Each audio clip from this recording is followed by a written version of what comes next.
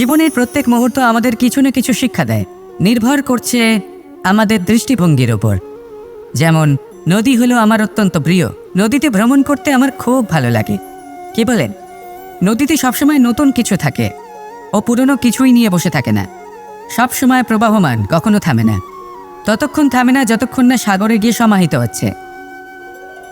ঠিক এইভাবেই আমাদেরও উচিত নিজের জীবন অতিবাহিত করা, নদীর মতো। প্রত্যেক মুহূর্ত নতুন, তাই সেইভাবেই জীবনযাপন করুন। পুরনো কিছুই একত্রিত করে রাখবেন না, বিগত স্মৃতির মাঝে নিজেকে হারিয়ে ফেলবেন না। এই যে বর্তমান, এই যে মুহূর্ত, সেটাই হলো সর্বশ্রেষ্ঠ। এর মাঝেই জীবনযাপন করুন।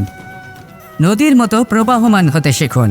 আপনি শিখে গেলে তাহলে মনে রাখবেন, আমার আপনার মাঝে বিচরণ করতে বড়ই ভালো লাগবে। যে ব্যক্তি আনন্দের সাথে জীবনের প্রত্যেকটা মুহূর্ত অতিবাহিত করে কোনো চিন্তা ছাড়াই প্রবাহমান হয়, কখনোই থামে না যতক্ষণ না মুক্তি লাভ করছেন, এমন ব্যক্তির মধ্যেই রাধাকৃষ্ণ বসবাস করেন। তাহলে আসুন আমার সাথে ভালোবেসে বলুন, রাধা রাধা। আপনি অবশ্যই